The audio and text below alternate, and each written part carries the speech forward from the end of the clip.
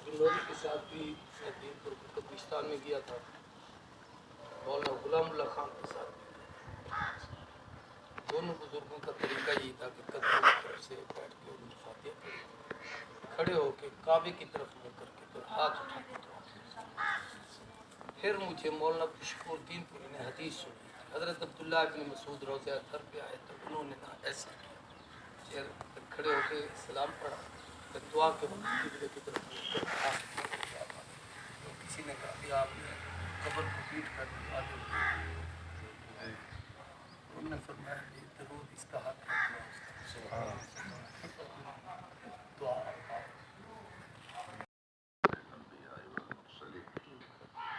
मेरे मौला उस्ताद जी रहमतुल्लाह अलैह के दर्जात बुलंद फरमा।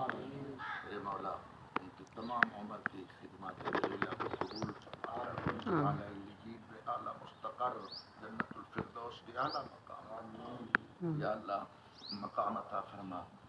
ये जामिया हनफिया कादरिया, या अल्लाह इसको हर किस्म की शरों से बचाकर हर किस्म की बलाइयाँ अता फरमा, हर किस्म की खैरें अता फरमा।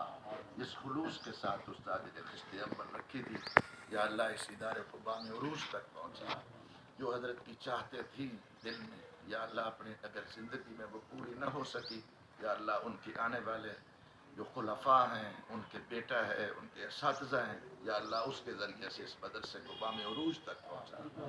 जो हजरत के दिल में जो तसव्वुरात थे, जो ख्यालात थे, जो पाकीज़ा मदरसे के बारे में सोचें थी, मेरे मौला वो उनके खुलफा से, उनके बेटों से, बेटे रूहानी औलाद से और हकीकी नस्ली बेटे से, या अल्लाह उसको बामे उरूज तक पहुँचा।